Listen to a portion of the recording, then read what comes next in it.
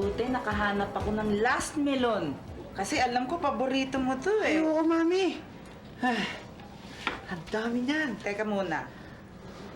Ano ba nung nabalitaan ko na tumaya ka raw sa ending? Mami naman. Hindi. Si Mang Ray lang yun. Sumama lang ako kay Mang Ray. Eh, piso lang naman yan eh. Ah, kahit naman piso yun eh. Sugal din yun. Diba? Kaya huwag ka magsusugal. Masama ang sugal. Eh, kaya mo, Mami, sorry. Hindi na ako tataya ulit. Si Mang Ray kasi, panaya kaya sa akin eh.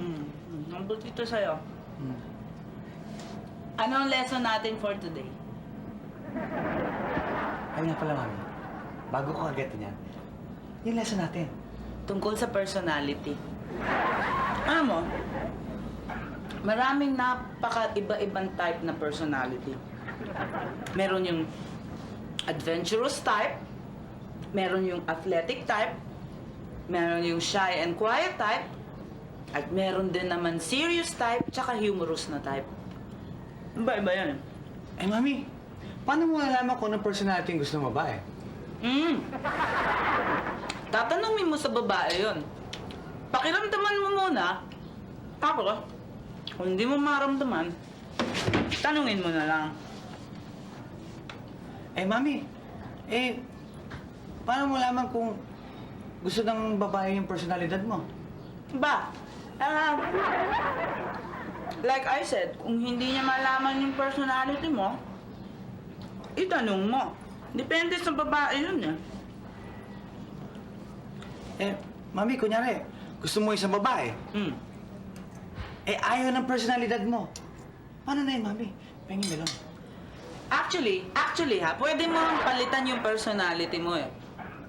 Alam mo, pero it will not be the real you. Kasi lalabas din at lalabas yung tunay mong personality. Kaya kung ako ikaw, ipalabas mo na sa babae yung tunay mo na personality. And then, she will have to love you for what you really are. Labo mong kausap, anak eh. Ano kaya ang gustong personalidad nila? Nina? Nina? Nila? Hindi, Mami, wala. Eh, Mami, ano ang personalidad mo? Ako? Ah, I'm charming. I'm very dependable. I'm also very charismatic, helpful, and photogenic. And of course, I'm very humble. ang dami nakakaalam niyan, Mami. Mami? Kumain kang prutas. Magaling to para sa'yo. Mami, para sa akin ba yan? Naku, mabuti nabili kita nito. Alam kong paborito mo to. Oh, Mami, nako, paborito ko yan. Second to pakwan. It's very good for you. It's very healthy for the body. And melon is so refreshing, especially during summer. Oo, talaga. Lalo-lalo ngayon, mainit, ano? Kaya, nung nakita ko to, inisip ko bibili kita kagad kasi sabi ko, kakarenyuhin ko naman yung anak ko, susubuan ko. Oo, di ba liha mo, Mami? Basta't may nakita ulit akong ganyan, ako na mismo ang bibili. There! Di naubos din.